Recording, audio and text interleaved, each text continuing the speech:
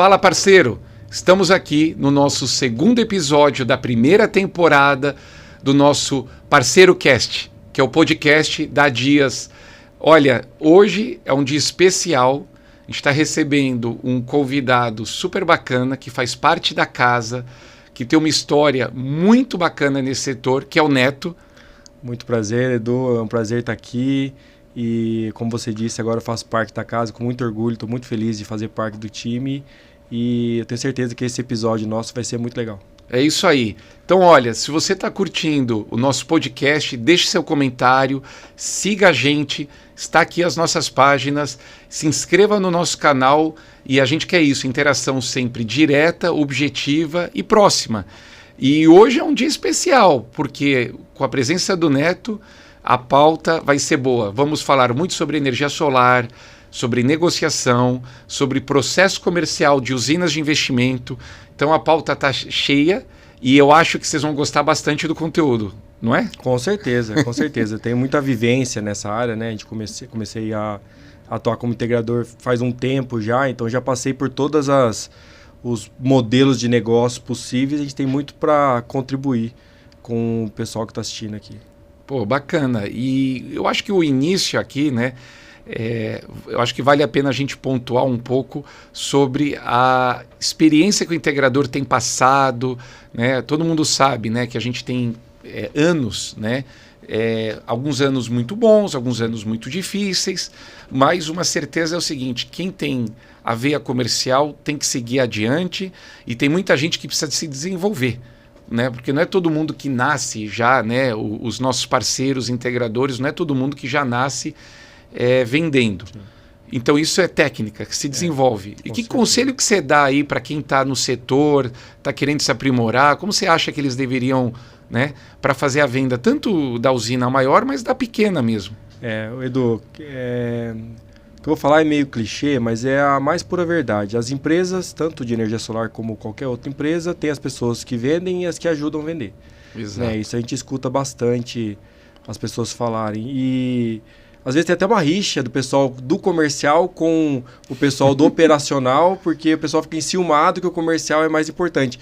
Não é que o comercial é mais importante, é que uma empresa sem vendas, ela quebra. Então, a gente precisa mesmo focar em trazer receita, né? E uma empresa com dinheiro, com receita, ela consegue se estruturar, ela consegue melhorar todo o processo. E realmente, como você disse, o nosso mercado é um mercado muito desafiador. Sim. Né? Eu comecei no mercado solar em 2018, passei por você ter que ensinar o cliente o que é energia solar do zero, explicar para ele do zero o que é energia solar.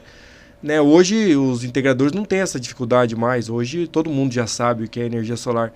Então a gente sempre está passando por mudanças, por transformações e 2023, por exemplo, a gente começou com a 14.300, né? O começo do ano. O ano de 2023 foi um ano muito desafiador para muitos integradores. Então, quem sobreviveu e quem está ganhando dinheiro no mercado, quem está vivendo, são pessoas sempre que gente entrando também. Exatamente. Mas você viu no relatório da Greener, o último relatório da Greener, a gente viu que tem menos integradores novos. O mercado já está começando a fazer uma curva de menos pessoas entrando, ou seja, é um mercado que está se consolidando. Você sabe que isso é inerente a qualquer setor, né? Eu acho que muita gente enxergava que o solar era uma bolha, que não era, né, que não era afetado pela economia, mas todos os setores, claro que setor de infraestrutura, energia, sim, muitas vezes é anticíclico, né? Então, e existe formas de incentivo, tanto do governo como uma legislação segura, faz com que ele seja mais protegido até em momentos de crise. Mas no final do dia, o que rege é a economia. Então, isso é um fato. Mas o desafio que hoje a gente tem também, né, eu acho que a gente está passando por esse momento mais de maturidade. E o solar é assim, cresceu rápido e a maturidade veio cedo. Sim. Então, eu acho que o solar, não é que ele atingiu 18 anos, ele foi emancipado. Concordo. Então, é um adolescente que foi emancipado, sim, e está tendo que aprender a ser adulto. Sim. Muito cedo. E isso, a gente nota que hoje, né, muitas vezes, isso a gente vê pelo lado de ser distribuidor, como é interessante já ver muito integrador que já entende bem o diferencial do que é um produto de qualidade, que é um inversor de qualidade, se importa com a garantia do produto, se importa com pós-venda, se importa com atendimento, né? Então essa maturidade é natural de todos os setores e agora a gente começa a notar, né? Teve muita discussão de fake power. Eu acho que uma das dores que o integrador tem e vai ter é a quantidade de venda que foi feita sem pensar em qualidade, que isso a conta chega, e isso vai trazer o quê? Vai trazer um pós-venda para eles, vai trazer um problema de geração do cliente. Pô, por que minha conta depois de 3 anos deu um looping, começou a subir, se não é limpeza só? O que está acontecendo com o meu sistema que não está gerando? Muitas vezes um kit pequeno não é notável, sim.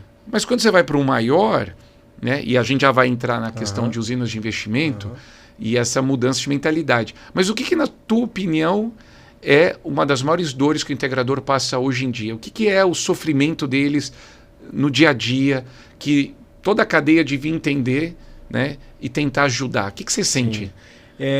A gente tem feito o nosso circuito a dias de treinamento e eu tenho participado diretamente disso há algum tempo já, ouvido as dores diretamente dos integradores de diversos. Tivemos em Belo Horizonte, tivemos em Campinas, e eles reclamam muito da concorrência. Só que por conta da falta de barreira de entrada para o mercado solar, né? Mas como você mesmo disse, o mercado está amadurecendo, está ficando com mais qualidade. Eu vejo que, ao mesmo tempo que a maior reclamação deles é a concorrência, eu vejo a falta de preparo no posicionamento e na qualificação das pessoas que já estão no mercado. Então, assim, é muito fácil você falar assim, o concorrente está vendendo mais barato. Concorrência vai ter em qualquer segmento. O problema é que a pessoa que está reclamando da concorrência, ela não se posiciona. Ela não faz questão nenhuma de melhorar a qualidade da proposta dela, de melhorar a qualidade do atendimento dela, de melhorar o equipamento que ela trabalha. Tem clientes nossos, né, que compram na Dias, que fazem questão de trabalhar com uma marca que é de alta qualidade, por exemplo, de microinversor. Como Enphase. Como Enphase, né, que é de alta qualidade. Esse cara, ele usa de argumento para vender mais caro. Ele vende mais caro por causa disso. Esse é um ponto. As pessoas têm medo de colocar e se posicionar em relação a preço, porque eu acho que uma das situações que eu vejo muito quando a gente fala com os nossos parceiros, eles falam assim, e com razão. Pô, o meu cliente recebe 10 cotações. Sim. O próprio cliente final, muitas vezes, faz um leilão e coloca na mesa várias propostas de outros integradores. E isso é a questão de posicionamento. Perfeito. É colocar o seguinte, olha a minha experiência, olha quantas instalações eu tenho, olha a estrutura da minha empresa, olha o atendimento que eu estou te dando, olha o diferencial do equipamento, pede para ver as propostas, fala, olha, o meu produto é a garantia do meu produto é tanto, a questão da geração do módulo que eu estou ofertando é tanto. Monitoramento, acompanhamento da geração. Ofertar já pós-venda, ofertar um atendimento que seja presente. Porque muitas vezes, a gente sabe disso, tudo vira uma guerra de preço. Sim. E todos os setores que entram na guerra de preço, ninguém se beneficia. Exatamente. Nem a pessoa que paga mais barato lá na ponta, porque ela vai perdendo o quê? Qualidade, ela vai recebendo instalações com pior qualidade, um pior atendimento. Muitas vezes o cara que só vende preço, ele não sobrevive. Quantidade de instalações abandonadas que tem nesse país é gigante. Muito. Né? E não importa o tamanho. Sim, né? Eles precisam se reinventar também. Quando eu falo de posicionamento, por exemplo, Edu, eu dava mentorias, né? E teve um mentorado meu que estava reclamando disso. Eu falei, cara, se posiciona. Fala que você é a melhor empresa da tua cidade, mas falar se comunicando mesmo, colocando um outdoor, fulano, a melhor empresa de energia solar da cidade. Por quê? Porque você se posicionando, você vai plantando a sementinha em quem lê aquele outdoor, fala, pô, aquela empresa é a melhor da cidade. E quem que vai reclamar? O concorrente. Mas ele vai reclamar com quem? Com quem está do lado dele. O concorrente passa lá e vê o outdoor lá, fulano falou que é o melhor da cidade. Ele está falando para quem? Para o cara que está do lado dele. Agora, isso é posicionamento. Só que não adianta você só se posicionar. O que o Thiago Fonseca, um cara que eu gosto muito da internet, ele fala que os olhos não podem desmentir o que a boca fala. Né? Então, se você fala que você é a melhor, você precisa... Pelo menos você tem que se posicionar, você tem que agir como a melhor. E as ações são mais que palavras. Exatamente. Pega pessoas chaves na sua cidade, faz uma condição diferenciada. Pô, você imagina, pega o dono da padaria, pega o dentista, pega pessoas que têm um fluxo, começa a fazer instalação para pessoas chaves, né? E isso você vai criando clientes âncoras. Sim. Né? Então, eu vejo que existe várias formas, né? Isso que você falou, a gente chama de comprar o case. É. Você compra o case, porque pode ser que você venda um pouco mais barato para esses caras para ter os cases. Mas é o que você falou, é posicionamento. A partir do momento que você vende para aquele cara que é mais influente da cidade, você pode colocar na sua próxima venda, falar, vendi para fulano. Você vai ganhar nas próximas vendas, mas eu acho que falta muita falta de proatividade do integrador para ele se reinventar. Sabe? Eu acho que esse é o trabalho que a gente tem que fazer junto, e você sabe que quando a gente fala em treinamento, a gente fala de relacionamento, para poder estar também suportando e ajudando. E outra coisa que eu vejo assim, o mercado tem que entender que o papel do distribuidor não é simplesmente vender o produto. E o integrador precisa entender que o aliado dele, a pessoa que muitas vezes, né, existe discussões, existe questionamentos, é o principal aliado. Sim. Então, quanto maior proximidade tiver na cadeia, todos saem ganhando. Né? E o mercado para 2025 cada vez mais vai ser desafiador, porque você começou falando um bom ponto. Todo mundo já sabe de energia solar. Sim. Então, todo mundo vai virar opinativo também de energia solar. Sim. O cliente vai opinar mais, o cliente vai entender mais do produto e vai ser mais criterioso. Sim. Como assim? Que produto é esse que você está colocando aqui na proposta? Então, a questão de se estruturar não é ter uma empresa gigante com milhões de funcionários, perfeito. Uma sede bonita. Perfeito. Não é isso. É a questão seguinte: eu sou a pessoa qualificada, eu sei o que eu estou falando, eu tenho autoridade, tenho experiência e vou te entregar com qualidade, que é o que você precisa, com o melhor custo-benefício. É o que eu falo sempre, não é só vender o mais barato, mas vender melhor. Né? Nem toda venda é boa para a empresa, né? Nem toda venda. Nem toda venda. Tem hora que você tem que deixar mesmo o cliente ir, porque não é bom para o negócio. Saber falar não. Saber falar não, exatamente. O que você falou, é exatamente uma coisa que eu tenho comigo. As pessoas me perguntam, Neto, o que você acha? O pessoal acha que a gente tem bola de cristal. A gente que é meio público, né? O que você acha vai ser 2025? Eu não tenho a bola de cristal. Mas o que eu posso garantir para você, que é o que você falou, é que empresas que trabalharem enxutas, com gestão não só financeira, mas com uma previsibilidade comercial. O que eu falo de previsibilidade comercial? É você ter um processo comercial. Criar um pipeline. Então, assim, você precisa... A pessoa pergunta, Neto, como é que eu crio um processo comercial? Primeiro, você tem que definir o quanto você quer faturar. Quanto que você quer pôr no bolso, que o dono tem o direito de decidir o quanto que ele quer ganhar de dinheiro. Baseado nisso, a gente vê as margens que ele está cobrando, quais são os custos fixos que ele tem. Preocupação de fluxo de caixa. Exatamente. As pessoas muitas vezes pensam em venda, mas o ponto principal em qualquer empresa é fluxo de caixa. Educação financeira é algo igual a gente saber o que é um módulo inversor, QGBT, cubículo, subestação. A gente deveria focar no nosso dia a questão de educação financeira, análise de fluxo de caixa, a questão do descasamento entre receita e despesa. Sim. As empresas precisam focar no financeiro. Muitas vezes, o que você disse é o que a vende ajuda a vender. Muitas vezes os donos das empresas, eles são muito relapsos às conversas e a encarar de frente o tema financeiro e foca no que dá mais prazer. Perfeito. É venda, é receita, é isso que importa. Não, importa uma empresa saudável. Perfeito. E se você não olha a empresa de uma forma completa, você vai estar o quê? Andando torto. E isso vai gerar uma consequência lá na frente. E do faturamento, né? Quando a gente fala de vendas, faturamento é ego. É ego. Total. Faturamento é ego. Então, o que importa é a última linha. É a última linha. Tem um livro, Edu, eu até indiquei pro Bruno. Pro Bruno e pro Rafa. E eles leram. O Rafa até falou, cara, esse livro aqui é fantástico. Para você que está assistindo, eu vou indicar. É de um cara que chama Cláudio Galeazzi. Ele foi uma das maiores referências em turnaround de empresas no Brasil.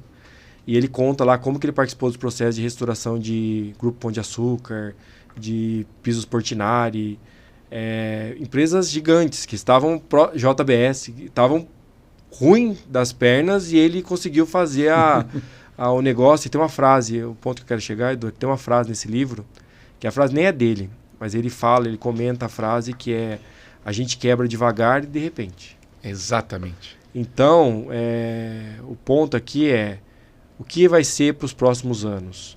empresas enxutas que trabalharem controlando receita e despesa e focando em ter o resultado na última linha. É isso que importa. E assim, conforme você tiver esse controle na mão, aí você começa a escalar, você consegue aumentar de tamanho, você consegue contratar mais pessoas. Sempre você tem que estar trabalhando apertado, sabe? Isso por experiência própria. A gente passou por isso também. E eu acho que é um aprendizado muito grande para o setor.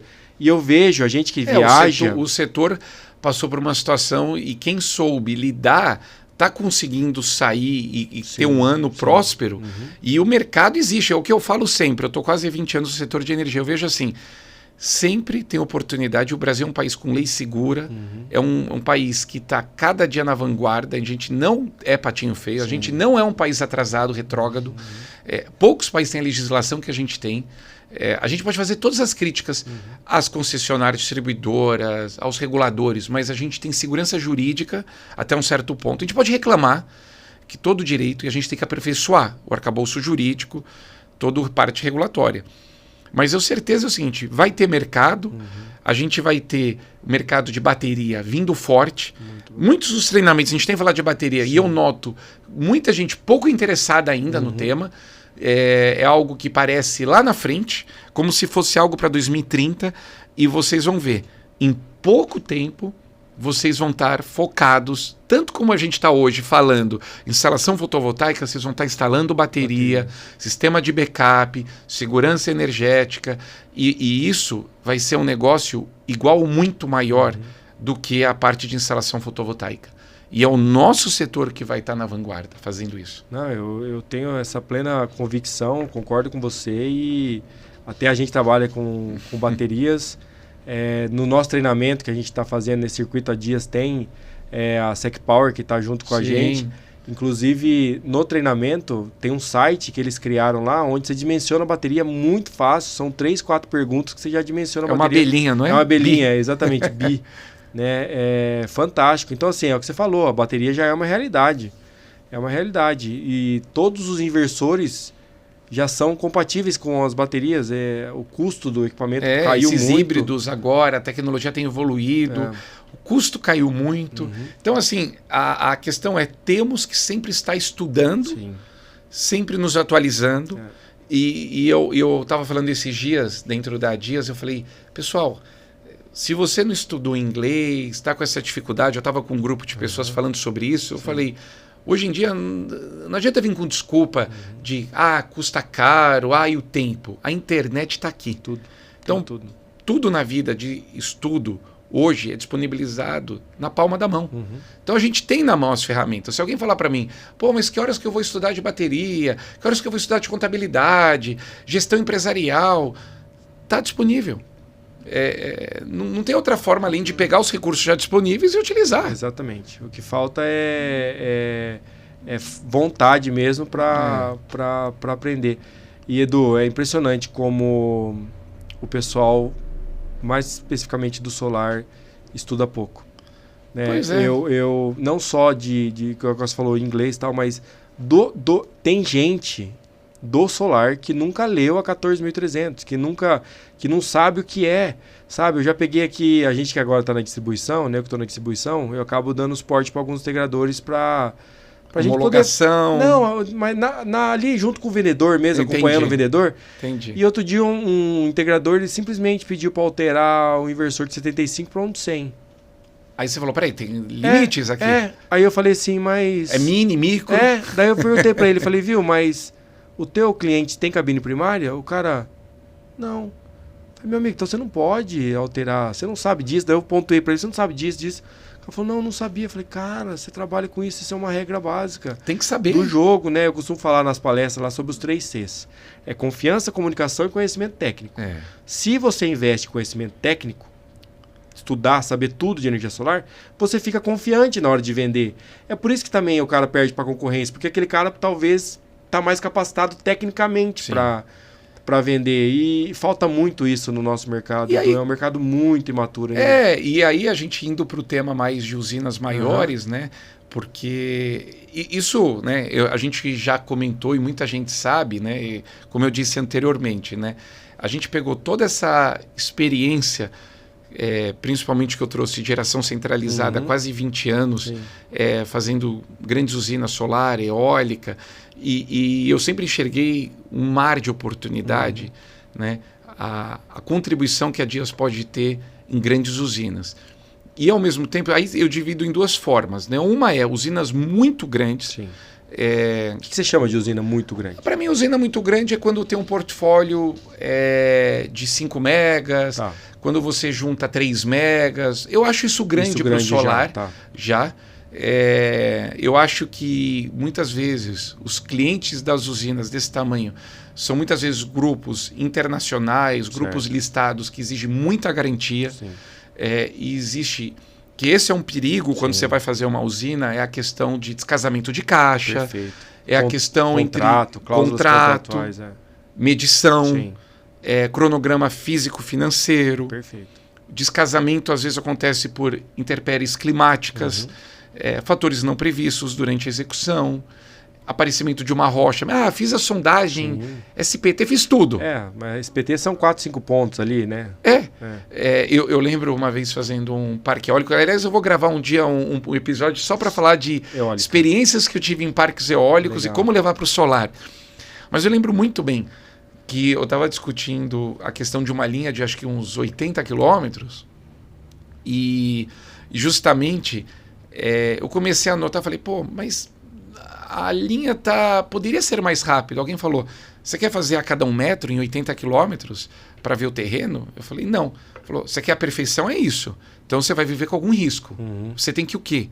Prever no fluxo de caixa, deixar uma contingência prevista, né? E ter um contrato extremamente bem escrito. É como disse o Abílio Diniz, né, quando estava discutindo o tema do Cassino, o maior arrependimento que ele teve. Aliás, é bárbaro ouvir o Abílio, o saudoso Abílio aí falando das experiências profissionais dele. Ele disse, o maior erro que eu cometi é não ter feito um contrato com tempo e as cláusulas adequadas. Então, muitas vezes, eu falo isso, que muitas vezes o nosso parceiro, na ansiedade de fechar um projeto de 300 kW, 400 kW, que já é grande, peca no contrato, nas cláusulas.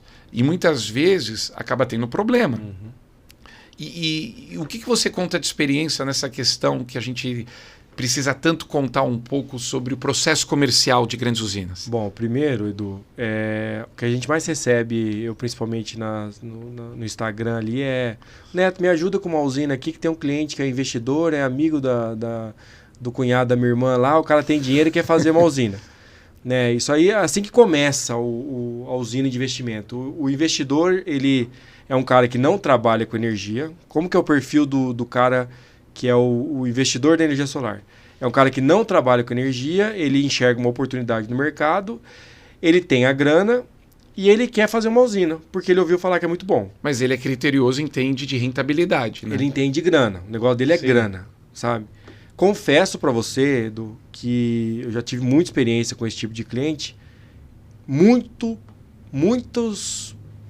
poucos investidores desse tipo fecham usinas. Por quê? Porque não é a expertise dele, não é o negócio dele. Então, quando o integrador chega para mim falando, não, porque tem um amigo que tem dinheiro, o cara quer fazer, tal, quer fazer? Quer. Como é que é o processo comercial de uma usina? Ele quer fazer uma usina? Qual o tamanho da usina que ele quer? Não sabe. Geralmente ele não sabe qual é o tamanho da usina. O cara tem um terreno de 30 hectares, ele quer fazer a usina com 30 hectares. Primeiro que o nosso limite ali da micro e mini, da mini ali para 3 megas. A gente não pode fazer mais 3 megas. Então a gente está falando de uma área de, no máximo, aí, 50 mil metros quadrados, 5 hectares ali, no máximo, com um espaçamento grande ali. Mais que isso, não vai precisar. Então, uma usina de 3 megas. O cara quer investir, qual que é o processo comercial? Ele tem a área, o integrador, vamos supor, né, a gente está seguindo aqui como premissa, que o integrador tem uma engenharia própria.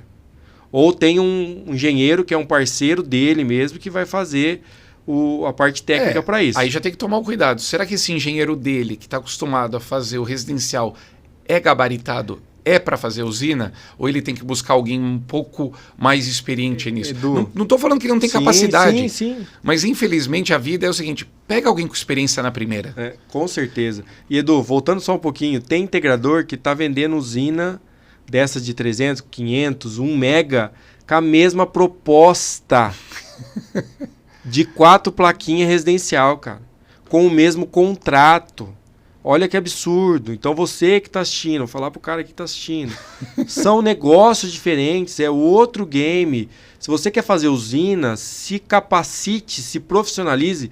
Foi o que eu falei no nosso treinamento gratuito que eu dei aqui na Dias, aquele dia de usinas. É verdade, aliás, foi um sucesso. Foi um sucesso. Teve uma fila lá de 300 pessoas, só cabia 50, infelizmente. A gente vai estender isso mais pra frente. Mas lá eu falava, a partir do momento que você decide fazer a usina de investimento, que seja a usina de 75, você já virou uma construtora. Sim. Se comporte como uma construtora, tenha processos de uma construtora, se organize como uma construtora. Isso aí não entra na mente do integrador, ele acha que é o mesmo processo. Ele não está integrando, ele está de fato, criar um negócio de construção. Construção. É uma construtora mesmo. Tem terraplanagem, tem drenagem, tem cercamento, tem CFTV, tem vala, tem caixa de passagem, o cara tem que construir. O S-Built, depois de construir, você tem que entregar um databook. Exatamente, projeto. E dependendo do nível do teu cliente, meu amigo, você está enrolado. E aí que entra o contrato, tudo. Mas, voltando aqui, vamos supor que o integrador que a gente está falando, ele tem uma engenharia própria. Se o cliente quer fazer uma usina de investimento, a primeira coisa que tem que fazer é ver o local que ele quer fazer e entrar com um documento que a gente chama orçamento de conexão, para saber se o local comporta essa usina. Porque às vezes o cara chega para mim e fala assim, não, fica tranquilo, Neto, porque lá na fazenda do meu cliente passa a rede na frente. Meu amigo, não é só a rede que é importante. Não é assim.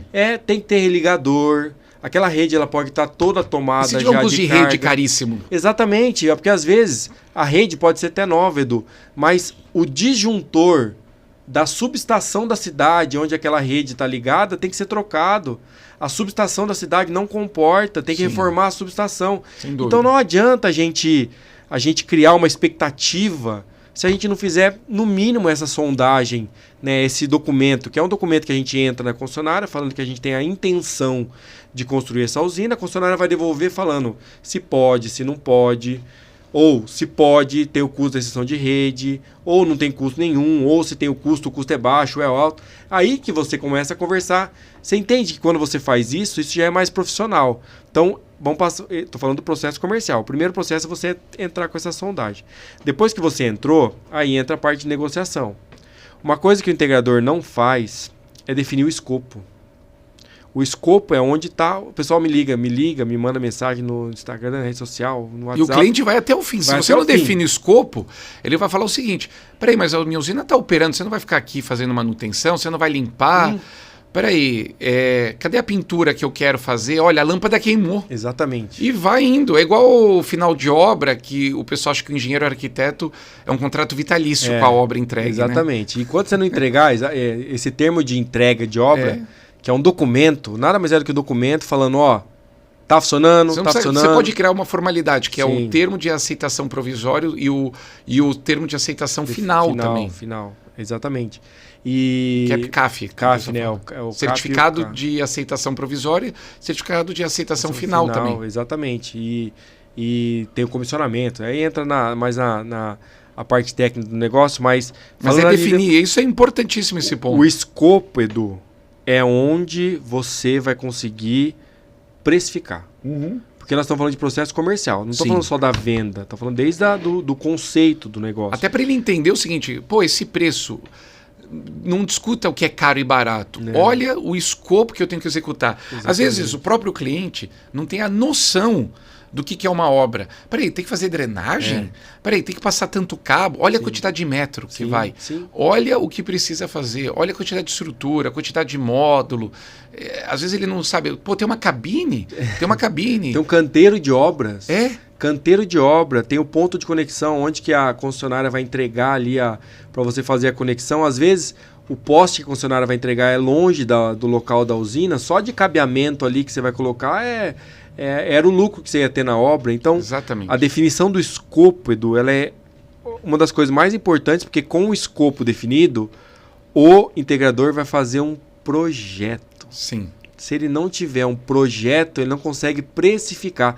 Você acredita que ainda tem integrador de usina que pega o preço do equipamento e coloca 30% e acha que é assim que precifica uma usina? Não entende que... Nossa, ainda mais que os preços, né, caíram tanto no último ano. Exatamente. A precificação, é isso que eu falo, a precificação precisa ser através do levantamento de custos. Você tem que entender o seguinte, o custo para fazer uma usina de solo, uma usina de investimento, você tem que saber precificar. Perfeito. E precificar não tem nada a ver de margem. Quanto custa o cimento, quanto custa a mão de obra, quanto custa cada atividade que você vai executar, cada equipamento, cada matéria-prima. Isso é o básico. É o básico. Porém, quando ele vai fazer a casa dele, ele não levanta o custo? Ele vai fazendo, ele pede para o arquiteto faz o projeto, o arquiteto é o engenheiro. Baseado naquele projeto, ele manda para um cara que é especialista em construção, aquele cara orça. Ele vai falar assim, sua casa vai ficar... Bom, muitos erram aí, né? Muitos erram, né? Ele orça... Não sei se foi um bom exemplo. Beleza, mas ele vai orçar 500 mil, você fala assim, vou chutar 1 milhão, que é o dobro. Mas tem uma base. Mas o orçamento de usina não falha tanto, mas tem que aprender a trabalhar com contingência nos orçamentos. Então, quando define uma margem, coloque mais. Sim. E saiba colocar a lista. Olha, está tudo isso incluso aqui. Né? E muitas vezes, a que eu estava dizendo lá no início, cuidado com o equipamento que você vai colocar. Sim. Cuidado. A gente está sendo visto lá fora pelos fabricantes como um país que não é preocupado com qualidade. Então, assim, essa discussão de fake power, essa discussão de qualidade, isso é muito perigoso. E quando a gente fala de usina de investimento, é uma situação que me preocupa ainda mais.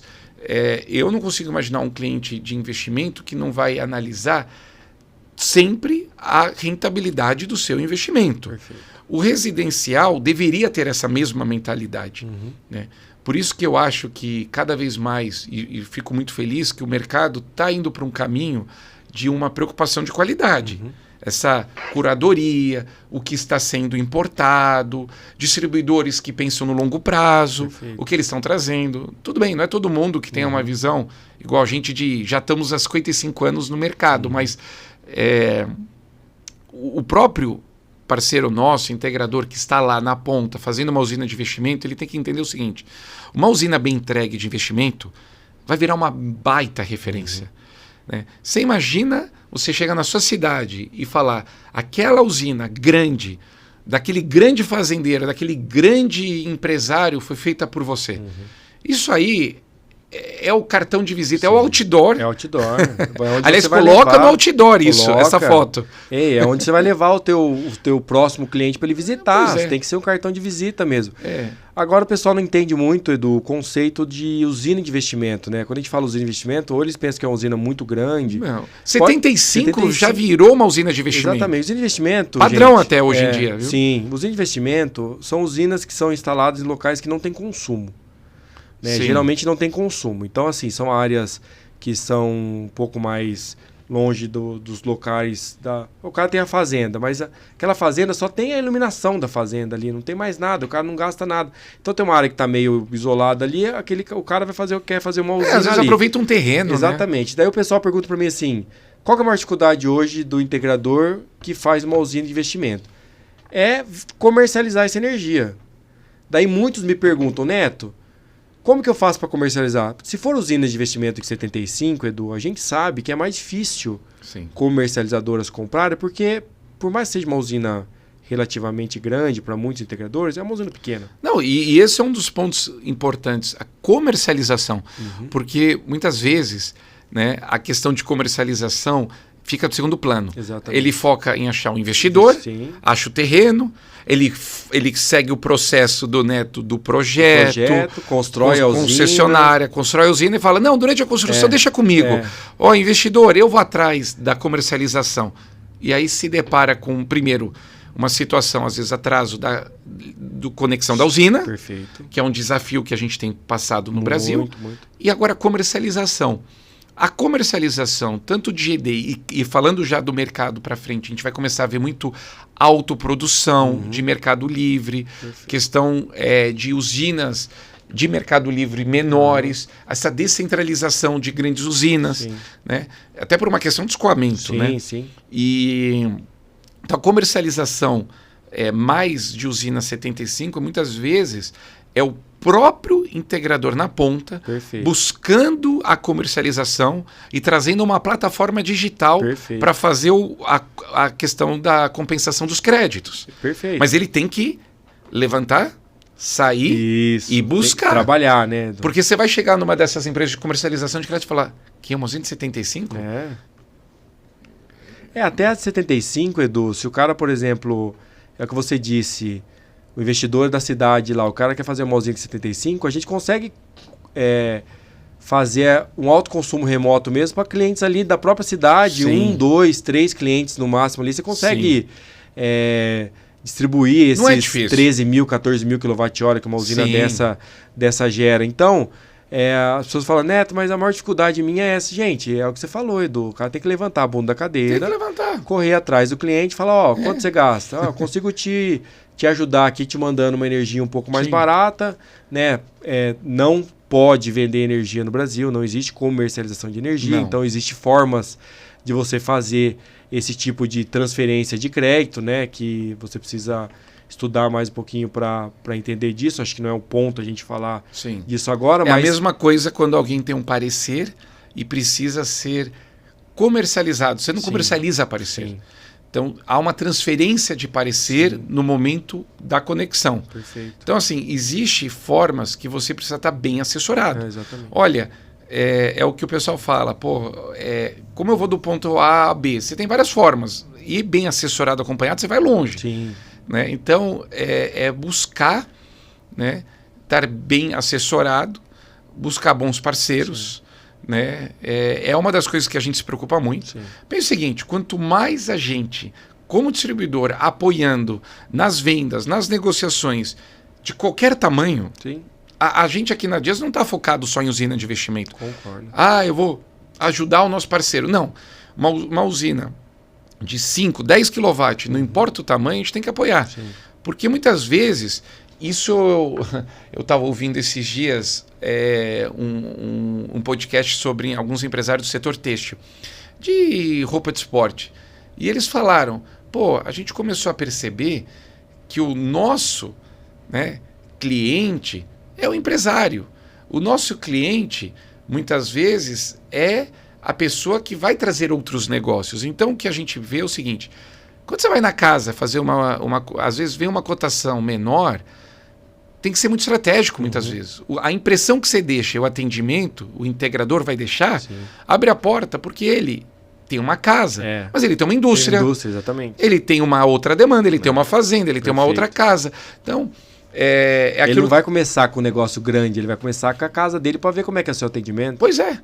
E se você já vai com a autoridade falar, olha, eu faço residencial, mas eu também faço projetos maiores, e aliás, me conta de você. O que você faz? Eu sou empresário, eu tenho um pequeno frigorífico.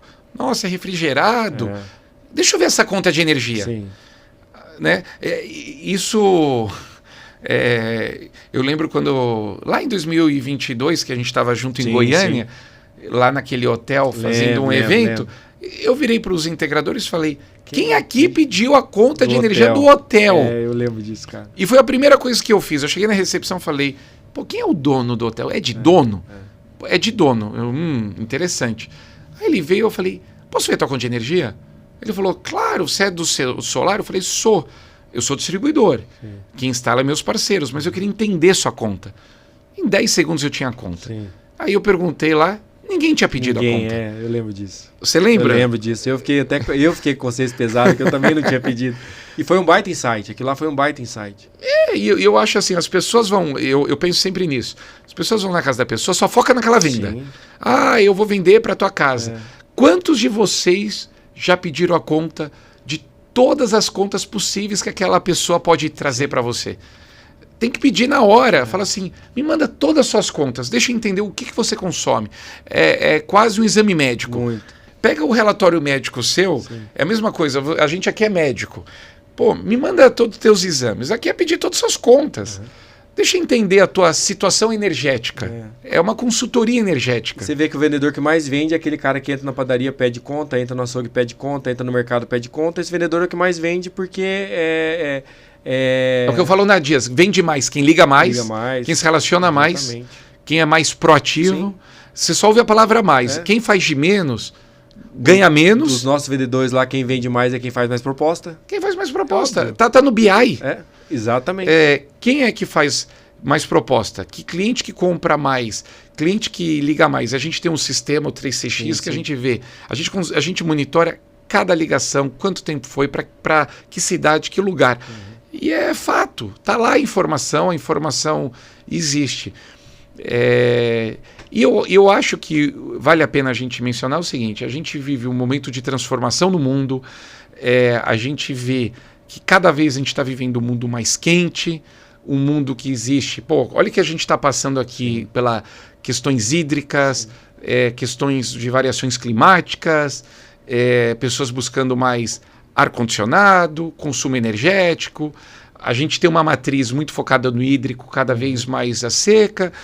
Então, assim, a pauta existe. E, aliás,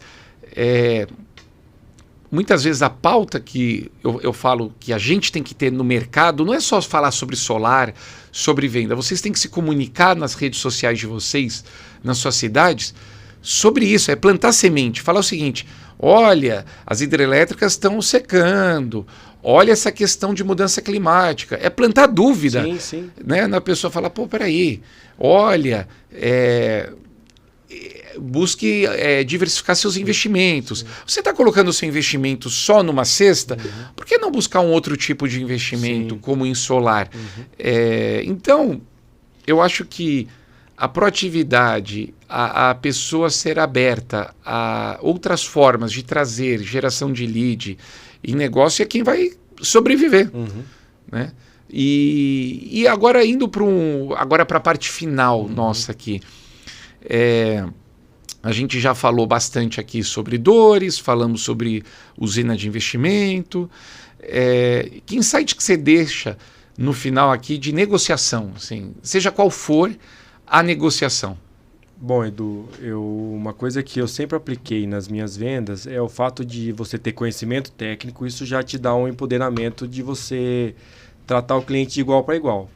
Primeiro, você não deve nada para o cliente. Sim. Você está ali ajudando, você vende um negócio que é muito bom para ele e você tem que ter uma postura de igual para igual que você quer ajudá-lo. Uma coisa que acontece muito nas negociações, Edu, é os vendedores caírem em leilão. Sim. Até dentro da nossa operação lá, esses dias atrás, eu estava conversando com o nosso time e... porque o integrador me mandou... O XPTO mandou a proposta. Sim. Aí eu mandei a proposta para ele, agora ele voltou com outra. E vira um ping-pong. Vira ping-pong. Daí eu falei, como é que você não cai? E como é que você que está assistindo não cai em leilão? O cliente mandou a proposta para você. Você fala assim, se eu chegar no preço, você vai fechar comigo agora? Não adianta você revisar a proposta e mandar para ele de volta. O cara mandou a proposta para você. Se ele mandou a proposta para você, ele abriu o preço que ele tem. Ele quer fechar com você. Senão ele nem faria isso. Se ele te mandou a proposta, primeira pergunta, se eu chegar no preço, você vai fechar comigo agora?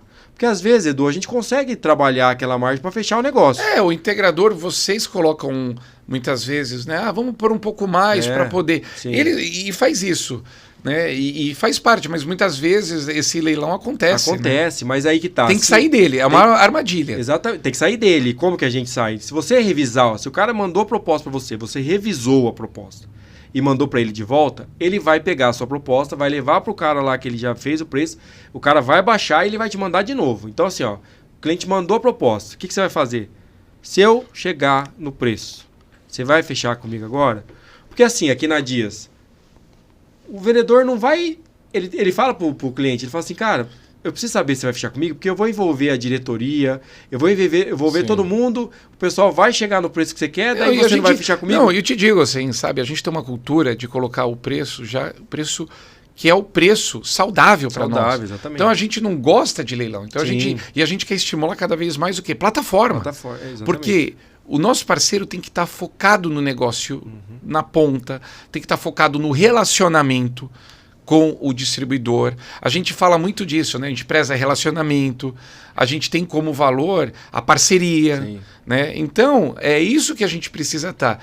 E você sabe que em negociação, a gente tem que sempre pensar em alguns aspectos. Primeiro, se você colocar outra pessoa no corner e falar assim, ou é isso ou não tem nada, saiba que é o seguinte, pode ser que não tenha nada. Pode ser que não tenha nada, exatamente. Então, na negociação, cuidado de pôr a no outro corner. Eu não abaixo mais o preço, eu não consigo negociar mais nada. Aí a pessoa volta e fala, veja bem, acabou o teu poder de negociação. Sim, perfeito. A outra aspecto importante é o seguinte, eu penso isso sempre, todo dia. Aliás, negociação é o dia inteiro. Eu com as minhas filhas, estou negociando o dia inteiro. A gente está negociando o dia inteiro com as pessoas. Você tem que entender o seguinte, quais são aqueles aspectos de uma negociação que você não vai negociar? Pensa numa árvore. O que é a raiz? Se você negociar a raiz, a árvore cai, não cai? E se você tirar a folha? Ela fica. Ela fica. Vai crescer de novo. Então o que significa isso? A raiz numa negociação é o seguinte, eu não posso... Então quando vocês entrarem numa negociação, pense o seguinte, o que eu não posso abrir mão? Não posso abrir mão dessa margem, desse prazo. Tem vendedor que não sabe os limites. Não sabe. Ele entra na negociação sem saber os limites. Até onde eu ele pode vendi ir. uma usina que eu vou construir em 3 dias. Tá bom, mas o kit vai chegar do distribuidor em 3 dias? Sim. Você vai ter equipe disponível para construir aquela usina em 3 dias? Não, peraí, como assim você promete algo e depois você vai contar que você... Não pode ser assim. A raiz é o seguinte, eu não vou fazer isso, não consigo abrir mão disso por essa e outra razão. Eu não tenho como. E eu estou sendo transparente. É comunicação, transparência. E muitas vezes, né, voltando à árvore, os galhos, né, eles estão as folhas. As folhas é aquilo que você pode abrir mão. O galho é aquilo que tem flexibilidade. Né? Se você pega o galho e faz assim, você quebra o galho. Mas se você mexe o galho, ele está lá. Isso é o quê? É saber a questão de aonde ir numa negociação e como levar. A negociação tem que ser sempre ganha-ganha, né, Edu? Porque se o cliente só te aperta, não é uma negociação, é uma concessão. Ele está te entubando ali, uma coisa que não vai ser boa para tua empresa. E é o que você falou, tem coisas que são inegociáveis, que são os limites ali da negociação, e tem coisa que você pode abrir mão. Eu tô lendo um livro, que é a primeira página, e depois eu vou indicar para vocês. Aliás, a gente está criando o Clube do Livro na Dias, eu acho que a gente vai ampliar isso para os nossos parceiros, que legal. E eu acho importante. Leitura é algo super importante. E lá fala o seguinte, quando você entra numa negociação, você pode entrar de uma forma impositiva, que é uma forma que você está se impondo, né? Você pode entrar numa forma errada igual, que é a concessão. Por quê? Se você se impõe numa negociação e parece que você não está abrindo espaço para o outro lado, a pessoa se sente afugentada, correlada. Ela se sente o seguinte, ou é aquilo ou não tem nada, é arrogância. Né? E se você entra numa forma que é cedendo, quer dizer que você está muito fraco na negociação, quer dizer que, tem algum problema aqui. E o caminho não é esse. O caminho que ele chama de integrativa. Integrativa, né, é basicamente o seguinte, é encontrar uma solução que as duas partes estão entendendo que foi a melhor solução possível. Quando a gente fala melhor solução possível, é o seguinte, é você sair da negociação, seja de uma usina, seja de um kit, seja qualquer coisa na vida, esquece o solar, qualquer coisa na vida, é o seguinte, cheguei no equilíbrio que fez sentido para as partes. Né? E isso... E todo mundo ficou feliz. Porque às vezes você sai, o cara tá me roubando. Não o pode sentimento ser assim. E também, às vezes o cliente me apertou demais aqui, você fica preocupado depois na hora de entregar, tem que ser um negócio equilibrado, igual você falou. E lembra uma coisa assim, você sempre tem que pensar o que é melhor para o seu negócio. Porque muitas vezes, né, a gente é pego na emoção na negociação. E isso é uma coisa que eu li, eu adorei. Vai para a varanda. O que é ir para a varanda? Não é uma questão ilustrativa, tá? Se você tiver uma varanda, vai para uma varanda, e reflita. Se você está numa negociação física, né? Você está com o teu cliente, pô, você visitou ele, você está lá naquela questão, às vezes você fala o seguinte, eu preciso de 5 minutos. Sai da sala, cara, Esfria. pede para ir no banheiro, Sim. esfria a cabeça. Entenda o seguinte, é o melhor para o meu negócio? É melhor para mim? É a solução que eu estou preservando minha raiz? Estou deixando meus princípios, meus valores, minha rentabilidade, o que é melhor para o negócio? Se é, ok. Se não é, aprenda também a dizer não. Sim. Né? E é isso. Então, deixa algumas palavras finais para ir para o encerramento. Pô. Edu, a gente está falando de negociação e vendas. Não adianta ter vendas se não tiver vínculo, né? Vendas é vínculo. Sim. A gente tem que ter um relacionamento com o cliente. Então, tudo isso faz parte do processo. Encantar, né? Encantar, exatamente. As pessoas vão comprar de você se elas confiarem em você. Então, não adianta você conseguir chegar nessa etapa de negociação e se não tiver um vínculo com o teu cliente, qualquer coisa que você falar, ele vai ficar ofendido. Então, o que a gente deixa aqui, primeiro, quero agradecer muito a oportunidade de estar com vocês na Dias. Não, a gente está... Você sabe que quando o Neto, né, a gente conversou, é uma pessoa que a gente admira há anos. E a gente tem uma preocupação muito grande, né, na cultura e nas pessoas que a gente está trazendo para o time. Né? A gente fez a mudança da marca recentemente, Sim. A unificação já vinha ocorrendo entre o solar e o ar, né? Então cada vez mais forte isso.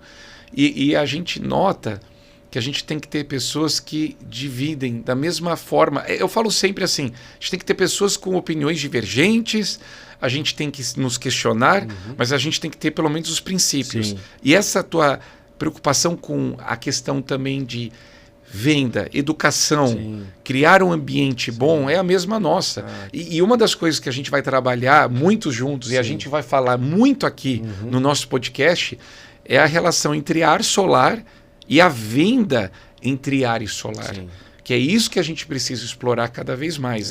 São as ferramentas. É uma coisa que e te agradecer muito por ter vindo também. Eu agradeço. E uma coisa que para quem está de fora, que chegou há pouco tempo e enxerga o quanto vocês pensaram em fazer com que o parceiro cresça. Sim. Que vem de encontro com o meu propósito, que é compartilhar conhecimento. Tem gente que acha que distribuidor é só commodity. Não, exatamente. Só vende produto. O nosso né? podcast chama Parceiro, porque a gente fica falando, o nosso slogan é Fala Parceiro, Fala Parceiro. Fala Parceiro. Porque a gente quer que o parceiro cresça e a educação, né? O treinamento, a educação, que faz parte do meu DNA, uma coisa que eu gosto muito.